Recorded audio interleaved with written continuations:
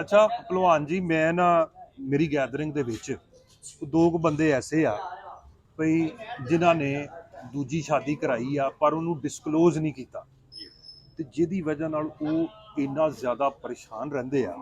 Even ਉਹਨਾਂ ਨੂੰ diabetes ਵੀ ਹੋ ਚੁੱਕੀ ਆ ਅਰਲੀ ਸਟੇਜ ਦੇ ਵਿੱਚ। ਔਰ ਪਰੇਸ਼ਾਨੀ ਦੀ ਵਜ੍ਹਾ ਇਹ ਆ ਕਿ ਜੀ ਪਹਿਲੀ ਬੀਵੀ ਨੂੰ ਪਤਾ ਨਾ ਲੱਗ ਜਾਏ।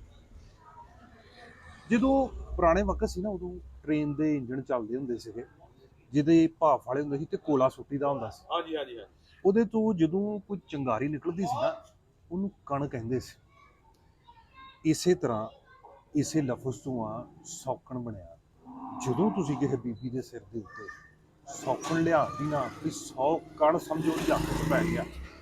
ਇੱਥੇ ਇੱਕ ਨਹੀਂ ਉਹ ਝੱਲਿਆ ਜਾਂਦਾ ਤੇ 100 ਕਿੱਥੋਂ ਝੱਲਿਆ ਜਾਣਾ। ਵੀ ਜਦੋਂ ਤੁਹਾਡੇ 'ਚ ਨਹੀਂ ਹਿੰਮਤ, ਨਹੀਂ ਕਰਜ, ਠੀਕ ਆ, ਇਜਾਜ਼ਤ ਲੈਣ ਦੀ ਜਾਂ ਕੋਈ ਹੋਰ ਮਾਮਲਾ ਆਪਣਾ ਰੱਖਣ ਦੀ, ਤੇ ਬਿਹਤਰ ਇਹੋ ਜਿਹਾ ਕੰਮ ਨਾ ਕਰੋ। ਨਹੀਂ ਤੇ ਤੁਸੀਂ ਆਪਣੀ ਪਹਿਲੇ ਬੱਚਿਆਂ ਕੋਲੋਂ ਵੀ ਖੁਆਰ ਹੁੰਦੇ ਹੋ, ਦੂਜਿਆਂ ਕੋ ਵੀ, ਔਰ ਬੀਵੀਆਂ ਹੱਥੋਂ ਵੀ ਖੁਆਰ।